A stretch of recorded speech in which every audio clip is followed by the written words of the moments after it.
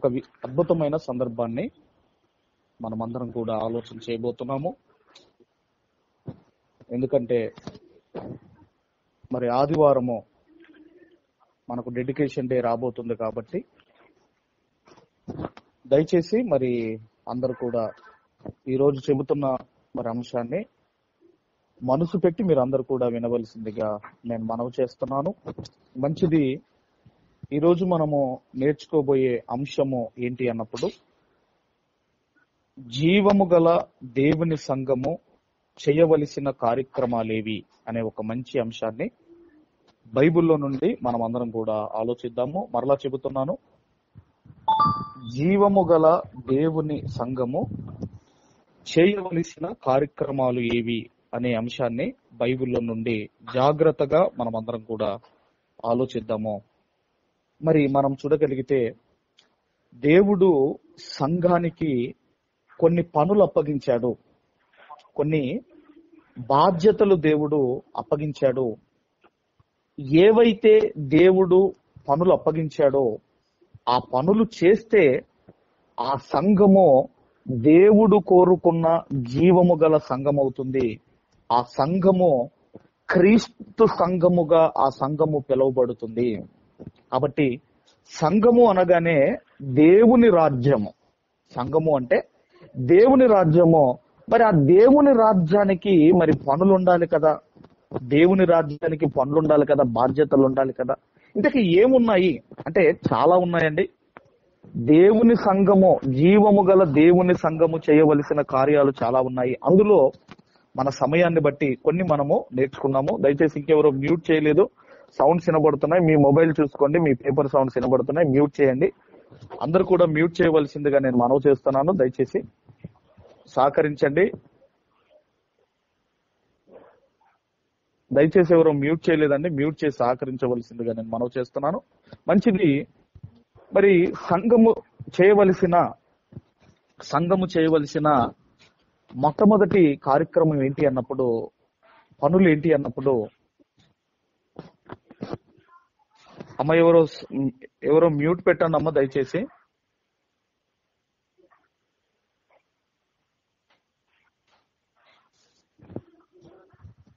ఇంకా కొన్ని సౌండ్స్ వస్తున్నాయి. దయచేసి ఈ టాపిక్ రికార్డ్ అవుతుంది, మీకు ఏం కాదమ్మా, ఇవి చాలా దిక్కులు వెళ్ళేది కాబట్టి దయచేసి ఒకసారి మొబైల్ చూసుకోండి. Right, thank you. రైట్, మంచిది. మరి సంఘము చేయవలసిన కార్యములు ఏంటి అన్నప్పుడు, మొట్టమొదటిగా సంఘము, జీవము గల దేవుని సంఘము సువార్త ప్రకటన చేయాలి. ఒకవేళ మా సంఘము జీవము గల దేవుని సంఘమే అని ఒకవేళ ఆ సంఘం అనుకుంటే, ఆ సంఘం ఏం చేయాలి అంటే సువార్త ప్రకటన చెయ్యాలి. సువార్త ప్రకటన చెయ్యాలి. ఒక మీటింగ్ ద్వారా మీరు చేస్తారో, ఒక వీధి కూటాలు మీరు ఏర్పాటు చేస్తారో, ఎలాగైనా ఆ సంఘము సువార్తను ప్రకటించాలి. సువార్తను ప్రకటించాలి. ఎందుకంటే సంఘము అంటే దేవుని కోపము, దేవుని ఉగ్రత నుండి రక్షించబడిన వారం మనము. సంఘం అంటే ఎవరంటే దేవుని యొక్క కోపము, దేవుని యొక్క ఉగ్రత నుండి రక్షించబడిన వారము. కాబట్టి మనము రక్షించబడక ముందు దేవుని యొక్క ఉగ్రతలో ఉన్నవారం మనం అందరం కూడా. ఎందుకంటేనండి మనం అందరము కూడా పాపపు స్థితిలో ఉన్నవారము. కాబట్టి ఆ పాపపు స్థితి నుండి మనం అందరము కూడా తప్పించబడ్డాము. అందుకే అంటాడు ఎఫెసీయులకు రాసిన పత్రికలో, మీ అపరాధముల చేత, మీ పాపముల చేత మీరు చచ్చిన వారై ఉండగా ఆయన క్రీస్తుతో కూడా బ్రతికించెను అని 2వ అధ్యాయం 1వ వచనంలో మనం చదువుకుంటాము. అమ్మ ఎవరో మ్యూట్ చేయండి అమ్మ దయచేసి. ఎవరో చూడండి దయచేసి, ఎవరో మొబైల్ చూసుకోండి. దయచేసి డిస్టర్బెన్స్ చేయకండి. మీరు ఫోన్ ఎత్తగానే మ్యూట్ చేయాలి. మీరు ఫస్ట్ మ్యూట్ చేసుకోండి, మీ పని అది. దయచేసి మ్యూట్ చేయండి దయచేసి. రైట్. కాబట్టి మనం ఆలోచన చేయగలిగితే, కాబట్టి మనం చూడగలిగితే ఇక్కడ సంఘము ఇదిగో దేవుని ఉగ్రత నుండి మనం అందరము కూడా ఇదిగో రక్షించబడిన వారము. ఎక్కడుంది ఆ మాట మనం చూడగలిగితేనండి, రోమీలకు రాసిన పత్రిక, అపోస్తులైన పౌలు గారు రోమీలకు రాసిన పత్రిక, దయచేసి రోమీలకు రాసిన పత్రిక 5వ అధ్యాయము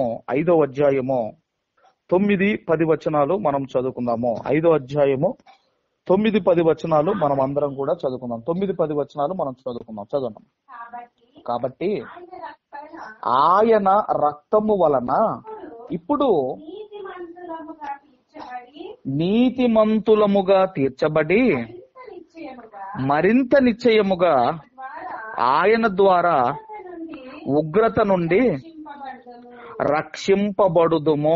ఇక్కడ మనం ఆలోచన చేయగలిగితేనండి, మనం అందరము కూడా దేవుని యొక్క ఉగ్రత నుంచి రక్షించబడిన వారము. ఏ విధముగా? క్రీస్తు రక్తము వలన మనం రక్షించబడి మనం అందరము కూడా నీతిమంతులుగా తీర్చబడిన వారము. నీతిమంతుడు లేడు, ఒకడు లేదంటే ఆ కాలం వేరది.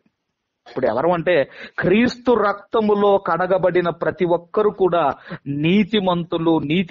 ఈ నీతిమంతులు దేవుని యొక్క ఉగ్రత నుంచి తప్పించబడిన వారు. 10వ వచనం మనం చూడగలిగితే, 10వ వచనము, ఏలయనగా శత్రువులమై ఉండగా, ఒకనాడు పాపములు చేసి అపరాధములు చేసి దేవునికి శత్రువులుగా మారిపోయాం మనము. దేవునికి శత్రువులుగా మారిపోయాం మనము. దేవునికే మనం శత్రువులైతే మనల్ని ఎవరు కాపాడగలరు? మీరు ఆలోచించండి. అంటే మన ప్రాచీన స్థితి ఏంటంటే, మన అపరాధము చేసి పాపములు చేసి దేవునికి శత్రువులుగా మారాం మనం అందరం కూడా. శత్రువులుగా ఉండగా ఆయన కుమారుని మరణము ద్వారా మనము దేవునితో సమాధానపరచబడిన ఎడల సమాధానపరచబడిన వారమై ఆయన జీవించుట చేత మరీ నిశ్చయముగా రక్షించబడుదుము. అంటే దేవునికి శత్రువులుగా ఉన్న మనలను యేసుక్రీస్తు వారు ఏం చేశారు అంటే, ఆయన మరణము ద్వారా దేవునితో సమాధానపరచబడిన వారము. కాబట్టి మనం ఎవరము అంటే రక్షించబడిన వారము. రక్షించబడిన వారికి దేవుడిచ్చిన పనేంటంటే అనేకులను రక్షణలోనికి నడిపించాలి. అందుకే మాది జీవము గల దేవుని సంఘము అని ఒకవేళ మనం చెప్పుకుంటే, ఆ సంఘము అనేకులను రక్షణలోనికి నడిపించే కార్యక్రమము చెయ్యాలి. అదే సువార్త కార్యక్రమము. అందుకే ఏమన్నాడండి? సువార్త ప్రకటించు వారి పాదములు. 10వ అధ్యాయం రోమిలకు రాసిన పత్రిక 10వ అధ్యాయము 15వ వచనాన్ని కూడా మనం చదువుకుందాం. అపోస్తలుడైన పౌలు గారు అదే రోమిలకు రాసిన పత్రిక 10వ అధ్యాయము 15వ వచనాన్ని మనం చదువుకుందాం. ప్రకటించువారు పంపబడని ఎడల ఎట్లు ప్రకటించుదురు? ఇందు విషయమై ఉత్తమమైన వాటిని గూర్చిన సువార్త ప్రకటించు వారి పాదములెంతో సుందరమైనవని అని వ్రాయబడి ఉన్నది. అందరేమో ముఖాలు చూస్తారు కదండి, ఎలా ఉన్నారు అంటే ముఖం చూస్తారు అందరు కూడా. కానీ దేవుడు పాదాలు చూస్తాడు. అందుకే ఏమంటున్నాడంటే సువార్త ప్రకటించు వారి పాదములు సుందరములైనవి అన్నాడు. అందుకే ఏమంటారు తెలుసా అండి? ఏమంటారంటే, ప్రార్థన చేసే పెదవుల కన్నా, సహాయము చేసే చేతుల కన్నా సువార్త ప్రకటించు పాదములు ఎంతో సుందరములైనవి. సువార్త ప్రకటించే అని వ్రాయబడి ఉన్నది అంటాడు. ఎక్కడ రాయబడి ఉన్నదంటే యెషయా గ్రంథం 52వ అధ్యాయం 7వ వచనంలో రాయబడి ఉన్నది. అంటే అది దేవుని సంఘం అయితే, జీవము గల దేవుని సంఘం అయితే, ఆ సంఘము ద్వారా సువార్త జరగాలి. అది గృహ కూడిక ద్వారా జరుగుతుందో, లేదంటే వ్యక్తిగతంగా మీరు సువార్త చేస్తారో, లేదంటే ఒక మీటింగ్ ద్వారా మీరు సువార్త చేస్తారో, లేదంటే మీ ఇంటి ముందున్న ఆ రోడ్డు మీద మీరు ఒక కూటం ఏర్పాటు చేసుకుంటారో, ఎలాగైనానండి మనం ఏం చెయ్యాలి అంటే మనము సువార్త ప్రకటించాలి. మన ద్వారా సువార్త జరగాలి. ఎందుకంటేనండి రాబోయే రోజుల్లో వీధి కూటాలు జరగవు, గుర్తుపెట్టుకోండి. రాబోయే రోజుల్లో క్రైస్తవుల మీటింగులు జరగవు, చాలా కష్టమవుతుంది, చాలా కష్ట పరిస్థితులు అవుతాయి. కాబట్టి సమయం ఉండగానే మనకు మంచిగా లెంట్ డేస్ కూడా రాబోతున్నాయి. ప్రతి గృహములో, ప్రతి ఇంటి ముందు ఒక సువార్త కూడిక జరగాలి. ఎందుకంటే అది దేవుడు మనందరికిచ్చిన పని. అది దేవుడు మీ ఇంటి ముందు పెట్టుకుంటారో, ఇదిగో మీరు ప్రకటించండి. విన్నారా లేదా అది నాకు వదిలేయండి, అది విన్నారా లేదా నాకు వదిలేయండి. కాబట్టి మన ఇంటి ముందు కావచ్చు, మన ఎక్కడైనా కావచ్చు, సువార్త ప్రకటన జరగాలి, సువార్త జరగాలి, సువార్త జరగాలి. కాబట్టి ఈ సువార్త ప్రకటించే బాధ్యత మొట్టమొదటిగా దేవుడు ఎవరికి ఇచ్చాడు అంటేనండి, శిష్యులకు అప్పగించాడు ఈ బాధ్యత. ఎక్కడుందా మాట అన్నప్పుడు మత్తయి సువార్త 28వ అధ్యాయము, మత్తయి సువార్త 28వ అధ్యాయము, దయచేసి 28వ అధ్యాయము 18-19 వచనాలు మనం చదవగలిగితే, 18-19 వచనాలు మనం చదవగలిగితే, అయితే యేసు వారి యొద్దకు వచ్చి, పరలోకమందును భూమి మీదను ఒక సర్వాధికారం ఇవ్వబడి ఉన్నది, కాబట్టి మీరు వెళ్లి సమస్త జనులను శిష్యులుగా చేయుడి, సమస్త జనులను శిష్యులుగా చేయుడి, తండ్రి యొక్కయు కుమారుని యొక్కయు పరిశుద్ధాత్మ యొక్కయు నామములో వారికి బాప్తిస్మమిచ్చుచు అని మనం చదువుతున్నాము. అంటే ప్రప్రథమముగా ఈ సువార్తను ప్రకటించే బాధ్యత దేవుడు అపోస్తులకు ఇచ్చాడు. యేసుక్రీస్తు వారు అపోస్తులకు ఇస్తే ఆ అపోస్తులు ఏం చేశారు అంటే ఆ బాధ్యత సంఘానికి అప్పగించారు. ఆ మాట కూడా మీరు చూడగలిగితే, దయచేసి ఎఫెసీయులకు రాసిన పత్రిక 3వ అధ్యాయము, అపోస్తులైన పౌలు గారు ఎఫెసీయులకు రాసిన పత్రిక 3వ అధ్యాయము 8-11 వచనాలు కలిసి ఉంటాయి, మనం చదువుకుందాం. 8-11 వచనాలు కలిసి ఉంటాయి, చదువుకుందాము.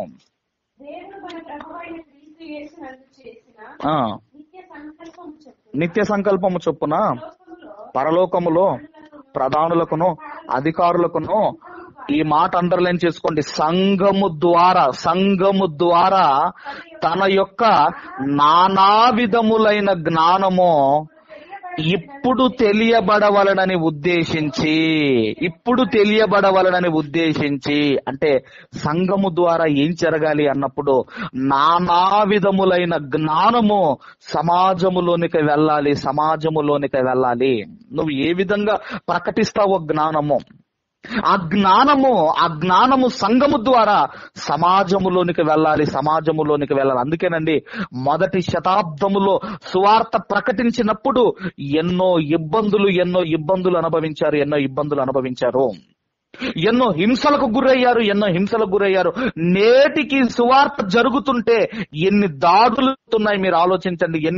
జరుగుతున్నాయి మీరు ఆలోచించండి. సువార్త ప్రకటిస్తుంటే దాడి చేస్తే నేటికి కోమాలో ఉన్నవారు ఉన్నారు, ఉన్నవారు ఉన్నారు, నేటికి చనిపోయిన వాళ్ళు ఉన్నారు, నేటికి సువార్తకు వెళితే అవమాన పాలయ్యే వాళ్ళు కూడా ఉన్నారు. అందుకేనండి రాబోయే దినములలో చాలా కష్టంగా జరుగుతుంది, చాలా కష్టం అవుతుంది. కాబట్టి సమయం ఉండగానే మన వంతుగా మీరు ఒక మీటింగ్ పెడతారో, మీరు ఒక వీధి కూటం పెడతారో, మీరు మీ ఇంటి ముందు పెట్టుకుంటారో, మీ ఇంట్లో పెట్టుకుంటారో, ఏ విధంగానైనా సువార్త జరగాలి. అందుకేనండి ఈ సువార్త జరిగిందనుకోండి, సంఘము ద్వారా సువార్త జరిగితే ఆ సంఘము ఫలిస్తుంది. అందుకే యోహాను సువార్తలో 15వ అధ్యాయము 8వ వచనంలో అంటాడు, యోహాను సువార్త 15వ అధ్యాయము 8వ వచనంలో మాట్లాడతాడు. 8వ వచనంలో, మీరు బహుగా ఫలించుట వలన నా తండ్రి మహిమ పరచబడును, ఇందువలన మీరు నా శిష్యులగుదురు. కాబట్టి సంఘము ఫలించాలి అంటే ఆ సంఘము ద్వారా సువార్త ప్రకటన జరగాలి.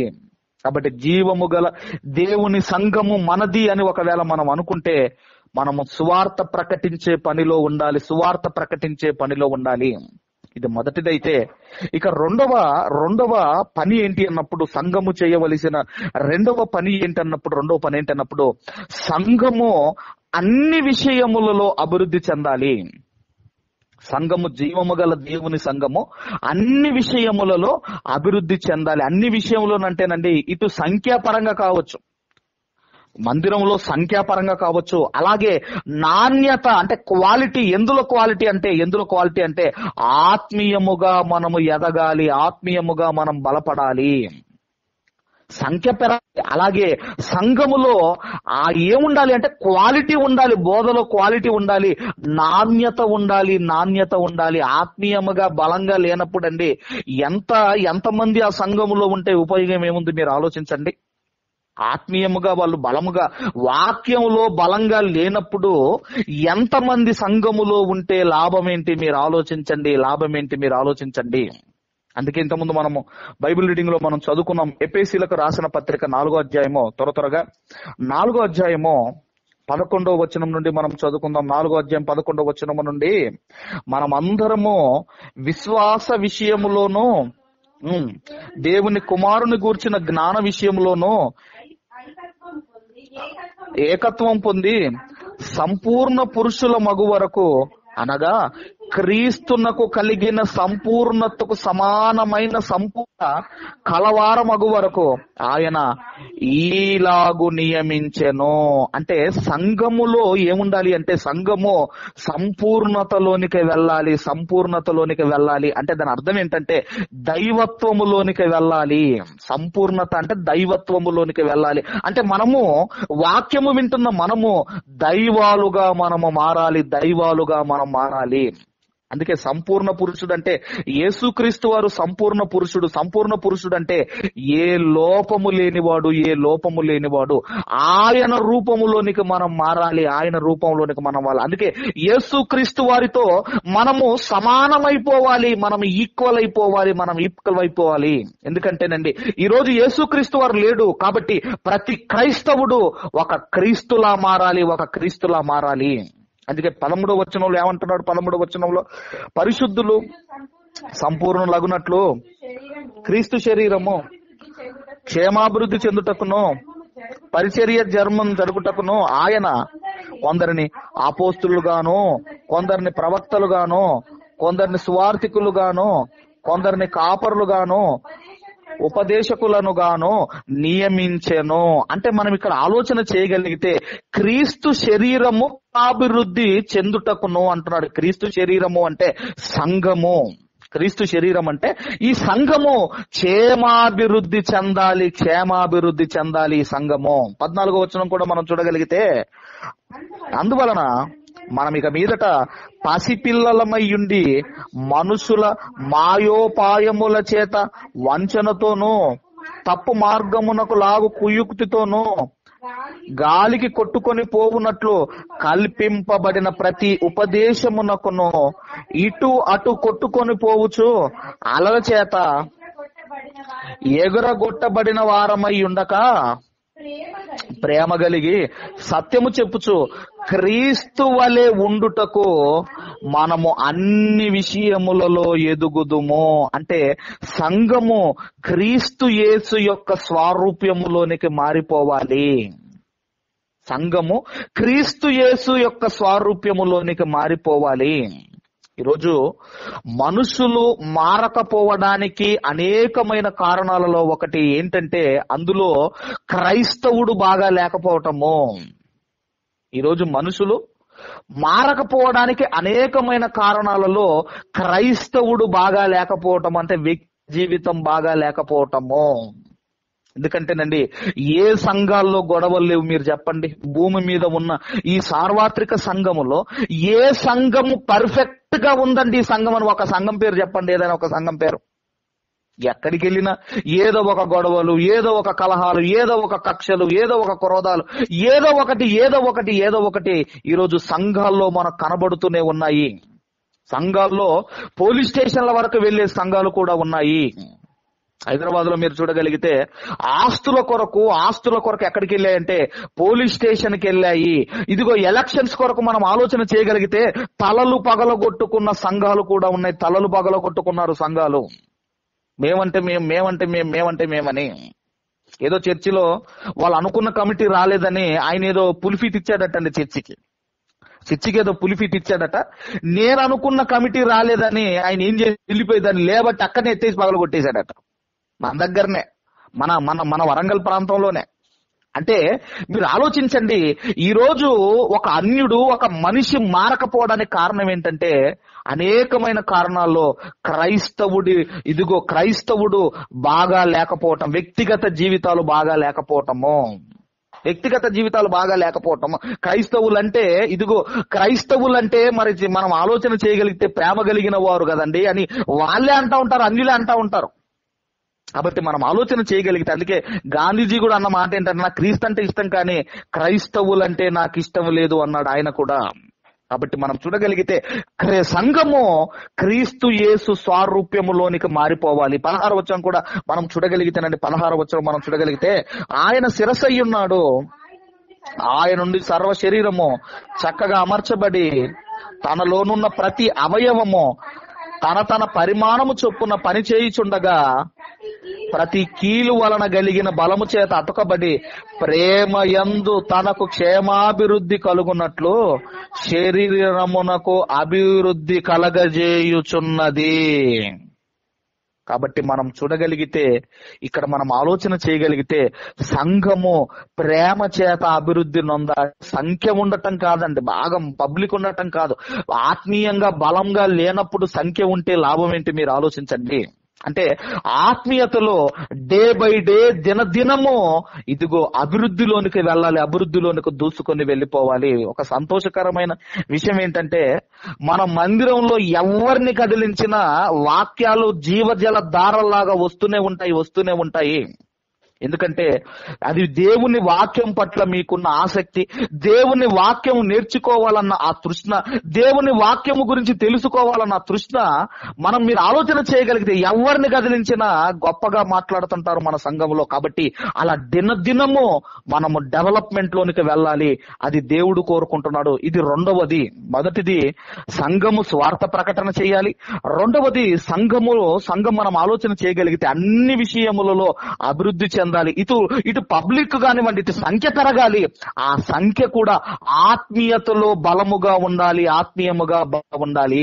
కొంతమందికి మీరు ఆలోచన చేయగలిగితే బైబుల్లో ఏ సువార్త ఎక్కడుందో తెలియదు. మత్తయి సువార్త అంటే పాత నిబంధనలో చూస్తాడు, హబక్కు గ్రంథం అంటే కొత్త నిబంధనలో చూస్తూ ఉంటారు. అంటే మీరు ఆలోచించండి, అడ్రస్ కూడా చెప్తా ఉంటారు బైబిల్లో, పలాని నంబర్ లో ఉంది, పలాని పేజీలో పలాని పేజీ అని చెబుతున్నాడంటే దాని అర్థం మీరు ఆలోచించండి. అంటే దాని అర్థం ఏంటంటే వాళ్ళకు ఏ పుస్తకము ఎక్కడుంటుందో తెలియదు అని దాని అర్థము. కాబట్టి మనము అన్ని విషయములలో మనము డెవలప్ అవ్వాలి. ఇది రెండవదైతే, ఇక మూడవ విషయంలోనికి మనం వెళ్ళగలిగితే సంఘము ద్వారా ధర్మ కార్యాలు జరగాలి. అది జీవము గల దేవుని సంఘమైతే ఆ సంఘము ద్వారా ధర్మ కార్యాలు జరగాలి. కాబట్టి మనం చూడగలిగితేనండి, మనము ఆపదలో ఉన్నవారు కావచ్చు, కష్టాల్లో ఉన్నవారు కావచ్చు, సంఘము సహాయము చెయ్యాలి. ఆ మాట మీరు చూడగలిగితే అపోస్తలుడైన పౌలు గారు రోమీలకు రాసిన పత్రిక 15వ అధ్యాయము 25-26 వచనాలు మనం చదువుకుందాము. 25-26 చదువుకుందాం. అయితే ఇప్పుడు పరిశుద్ధుల కొరకు పరిచర్య చేయుచు యెరూషలేమునకు వెళ్ళుచున్నాను. ఏలయనగా యెరూషలేములో ఉన్న పరిశుద్ధులలో బీదలైన వారి నిమిత్తము మాసిదోనియా వారును కొంత సొమ్ము చందా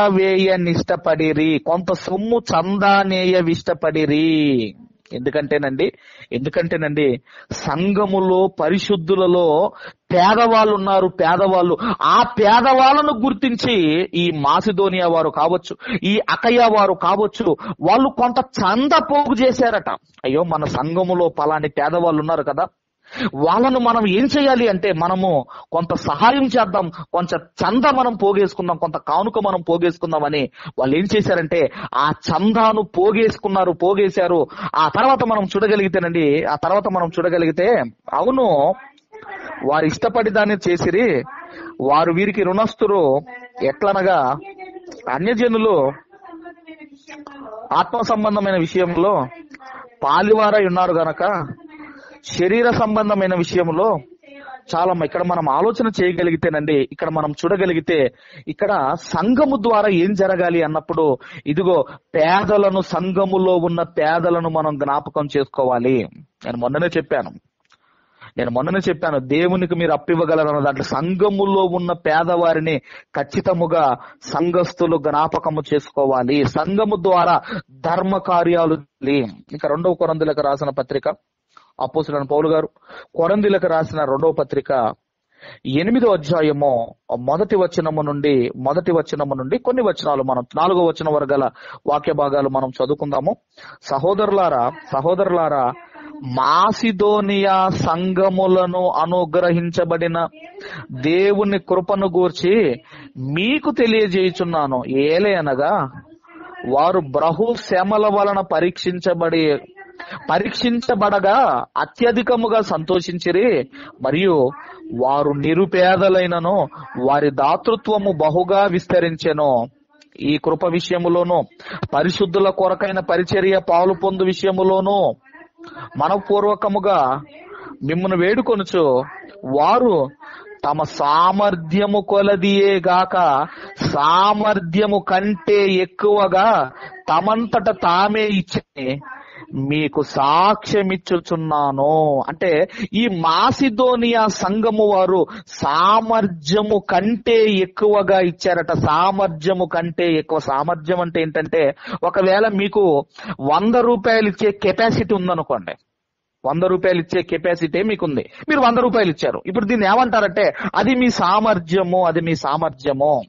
ఒకవేళ మీకు 100 రూపాయలు ఇచ్చే కెపాసిటీ ఉండి ఒకవేళ 200 ఇచ్చారనుకోండి, దాన్ని ఏమంటారంటే సామర్థ్యము కంటే ఎక్కువ ఇవ్వటం, సామర్థ్యము కంటే ఎక్కువ ఇవ్వటము. మాసిదోనియా సంఘం వారు సామర్థ్యము కంటే ఎక్కువ ఇచ్చారటండి. వారు మళ్ళీ ఏమన్నా ధనవంతులా, వాళ్ళు ఏమన్నా కోటీశ్వర్లు అంటే, వాళ్ళు నిరుపేదలైనను అని మనం చదువుకుంటున్నాము. కాబట్టి సంఘము ద్వారా ధర్మ కార్యాలు జరగాలి. ఇంకా ఒక మాట కూడా మీరు చూడగలిగితే, అపోస్తలుడైన పౌలు గారు హెబ్రీయులకు రాసిన పత్రిక 13వ అధ్యాయము మొదటి 3 వచనాలు మనము చదువుకుందాము. మొదటి 3 వచనాలు మనం చదువుకుందాం. సహోదర ప్రేమ నిలువరముగా ఉండనీయుడి, ఆతిథ్యము చేయ మరవకుడి. వలన కొందరు ఎరుగకయే దేవదూతలకు ఆతిథ్యము చేసిరి, మీరును వారితో కూడా బంధింపబడినట్టు బంధకములోనున్న వారిని జ్ఞాపకము చేసుకొనుడి. మీరును శరీరముతో ఉన్నారు గనక కష్టములను అనుభవించుచున్న వారిని జ్ఞాపకము చేసుకొనుడి. సంఘము ద్వారా జరగవలసిన కార్యాలలో మూడవది ఏంటంటే, సంఘము ద్వారా ధర్మ కార్యాలు జరగాలి. అన్ని కూడా జీవము గల దేవుని సంఘము అని ఒకవేళ సంఘము చెప్పుకుంటే, ఆ సంఘము ద్వారా జరగవలసిన కార్యాలు ఇవన్నీ కూడా. ఇక చివరిగా 4వది, మనం సమయాన్ని బట్టి మనం ఆలోచిస్తున్నాం. 4వది, ఎందుకంటే రాబోయే దినంలో చాలా ఉన్నాయండి సంఘం గురించి. మరి చాలా మీకు చెబుతాను సంఘం గురించి, అసలు సంఘము ఎలా ఉండాలి అన్నది రాబోయే దినాల్లో ఇంకా మీకు చెబుతాను. ఇక 4వది ఏంటన్నప్పుడు, మొదటిది ఏంటంటే సువార్త ప్రకటన చేయాలి. రెండవది సంఘము అన్ని విషయంలో అభివృద్ధి చెందాలి. 3వది ఇదిగో సంఘము ధర్మ కార్యాలు చెయ్యాలి. ఇక 4వది ఏంటంటే సంఘానికి ఒక డిసిప్లిన్ ఉండాలి. సంఘానికి ఏముండాలి అంటే ఒక క్రమశిక్షణ ఉండాలి, ఒక డిసిప్లిన్ ఉండాలి, క్రమం ఉండాలి ఒక సంఘానికి. ఎందుకంటేనండి, ఒక సంఘానికి క్రమశిక్షణ డిసిప్లిన్ లేదనుకోండి, అది సంఘమో తెలియదు, అది లోకమో తెలియదు. ఎందుకంటేనండి, ఇప్పుడు ఒక ఆఫీస్ ఉందనుకోండి, ఒక డిపార్ట్మెంట్ ఉందనుకోండి, దానికి కొన్ని రూల్స్ ఉంటాయి, కొన్ని రెగ్యులేషన్స్ ఉంటాయి. అవి మారుతుంటాయి, అప్డేట్ అవుతూ ఉంటాయి. అవి ఇప్పుడు మన మొబైల్లో కూడా మీరు చూడండి, కొన్ని యాప్స్ మీరు అప్డేట్ చేసుకోండి అని మన మొబైల్ కొన్ని యాప్స్ అప్డేట్ అవుతా ఉంటాయి. అలాగే కొన్ని ఆఫీసులో కొన్ని రూల్స్ కూడా అమెండ్మెంట్స్ అంటారు. అమెండ్మెంట్స్ అనేటివి చేంజ్ అవుతా ఉంటాయి, రూల్స్ చేంజ్ అవుతా ఉంటాయి. కానీ మీరు ఆలోచన చేయగలిగితే సంఘానికి ఉన్న రూల్స్ మారవు. ఈ ప్రపంచములో ఉన్న సార్వత్రిక సంఘానికి ఉన్న రూల్స్ అనేటివి ఎప్పటికీ మారవు. ఎప్పటి వరకు ఉంటాయంటే యేసుక్రీస్తు వారి 2వ రాకడ వరకు ఒకే రూల్స్ ఉంటాయండి. సంఘానికి ఒకే రూల్స్ ఉంటాయి. అందుకేనండి బైబిల్ గ్రంథము ఏ కాలానికైనా బైబిల్ రూల్స్ అనేటివి ఏ కాలానికైనా అవి అప్లై అవుతాయి, అవి సరిపోతాయి. అది బైబిల్కున్న విశిష్టత. 2వ రాకడ వరకు ఎన్ని కాలాలన్నా కానివ్వండి, అన్ని కాలాలకు సరిపోయే రూల్స్ ఉన్నాయి. అవి ఎప్పటికీ మారవు. కాబట్టి ఒక వ్యక్తిగా ఒక సంఘములో ఒక కుటుంబముగా సంఘానికి ఏముండాలి అంటే డిసిప్లిన్ ఉండాలి. సంఘానికి డిసిప్లిన్ ఉండాలి. ఎందుకంటే సంఘము అంటే దేవుని గృహము, దేవుని ఇల్లు. అందుకే మనం చదువుకుంటాం కదా, సంఘములో సహోదరులము అంటే సహోదర ప్రేమ, సహోదరులము అంటే ఒకే ఉదరము నుండి వచ్చిన వారు. అందుకేనండి సంఘానికి ఎవరైనా రాలేదనుకోండి, ఎప్పుడైనా మనలో మీరు ఆలోచించండి, వాక్యం వింటున్న వారిలో సంఘానికి రాని వారికి ఎప్పుడైనా మీరు కాల్ చేశారా ఎందుకు రాలేదు అని ఎప్పుడైనా మీరు అడిగారా? మీరు ఆలోచించండి. అందుకే ఏమంటున్నాడంటే ఒక మాట మీరు చూడగలిగితే గలతీలకు రాసిన పత్రిక 6వ అధ్యాయము మొదటి 2 వచనాలు చూడండి దయచేసి. గలతీలకు రాసిన పత్రిక 6వ అధ్యాయం మొదటి 2 వచనాలు చూడండి. మొదటి 2 వచనాలు ఏమంటున్నాడు? సహోదరులారా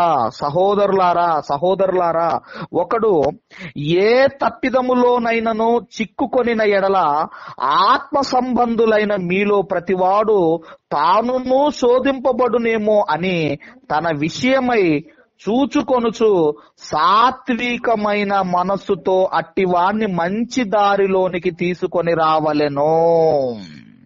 ఇంకేమంటున్నాడండి 2వ వచనంలో, ఒకని భారములను ఒకడు భరించి ఇలాగు క్రీస్తు నియమమును పూర్తిగా నెరవేర్చుడి.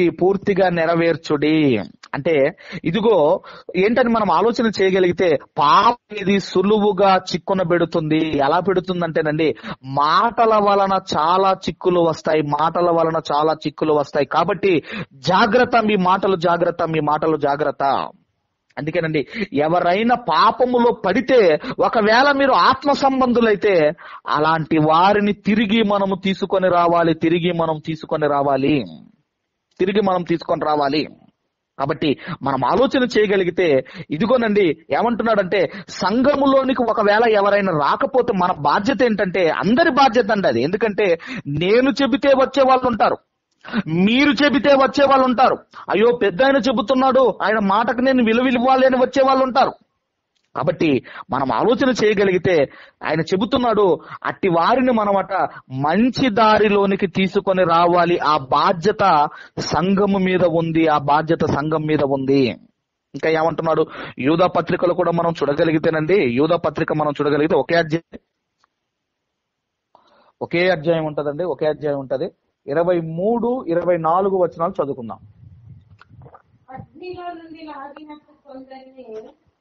23, 24 చదవండి. అగ్నిలో నుండి లాగినట్టు కొందరిని రక్షించుడి.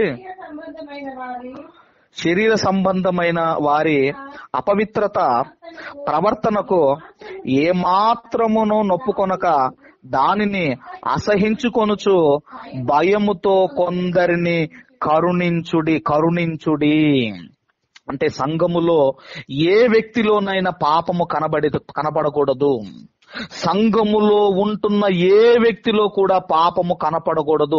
ఆ సాక్ష్యము సంఘము పొందుకోవాలి. అందుకేనండి సంఘము అంటే పాపానికి దూరముగా ఉండేది. ఒకవేళ ఎన్ని చెప్పినా వినకపోతే ఎన్ని చెప్పినా ఆ వ్యక్తి పాపములో నుండి బయటికి రాకపోతే ఆ వ్యక్తిని సంఘములో నుండి సస్పెండ్ చెయ్యండి అని దేవుడు చెప్పాడు. ఆ మాట కూడా మీరు చూడగలిగితేనండి, ఒకసారి అందరం కూడా కొరంథీయులకు రాసిన మొదటి పత్రిక 5వ అధ్యాయము, కొరంథీయులకు రాసిన మొదటి పత్రిక దయచేసి 5వ అధ్యాయము 9వ వచనాన్ని అందరం చదువుకుందాం. జారులతో సాంగ్యము చేయవద్దని నా పత్రికలో మీకు వ్రాసి ఉంటిని. అయితే ఈ లోకపు జారులతోనైనను, లోబులతోనైనను, దోచుకుని వారితోనైనను, విగ్రహ ఆరాధికులతోనైనను ఏమాత్రము సాంగత్యము చేయవద్దని కాదు. అలాగైతే మీరు లోకములో నుండి వెళ్ళిపోవలసి వచ్చును గదా అంటున్నాడు. చెప్పి లోకములో ఉన్న వారిని గురించి చెప్పి ఇప్పుడు 11వ వచనం మనం చూడగలిగితే ఇప్పుడైతే సహోదరుడు అనబడిన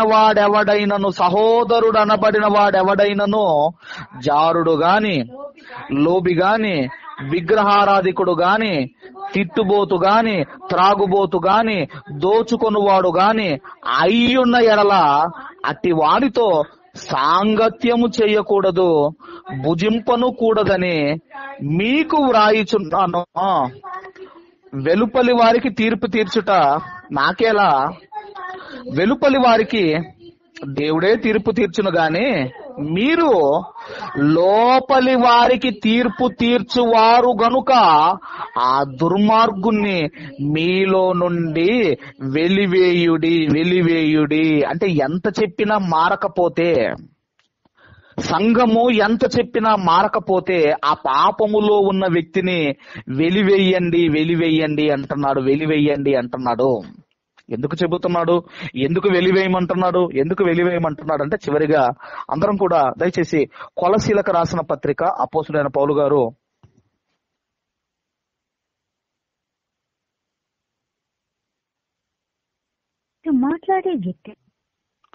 దయచేసి కొలసీలకు రాసిన పత్రిక మొదటి అధ్యాయము 21, 22 వచనాలు అందరం చదువుకొని ముగించుకుందాం. కొలసీలకు రాసిన పత్రిక మొదటి అధ్యాయము 21, 22 వచనాలు. మరియు గతకాలమందు దేవునికి దూరస్తులను మీ దృష్టిల వలన మీ మనసులో విరోధ భావము గలవారునై ఉండిన మిమ్మును కూడా తన సన్నిధిని పరిశుద్ధులుగాను, నిర్దోషులుగాను, నిరపరాధులుగాను నిలవబెట్టుటకు ఆయన మాంసయుక్తమైన దేహమందు మరణము వలన ఇప్పుడు మిమ్మును సమాధానపరిచెను. కాబట్టి ఇప్పుడు సంఘములో ఎవరితో కూడా విరోధముగా ఉండకూడదు. సంఘములో ఎవరితో కూడా, ఎవరి మీద కూడా విరోధ భావం అనేది మనకు ఉండకూడదు. ఎందుకంటేనండి, కొంచెము పులిసిన పిండి ఏం చేస్తుందంటే ముద్దంతా కూడా పులియజేస్తుంది, కాబట్టి ముద్దంతా కూడా పాటు చేస్తుంది. కాబట్టి సంఘములో అందరితో సమాధానముగా ఉండాలి. ఎవరితో కూడా మనకు విరోధం ఉండకూడదు.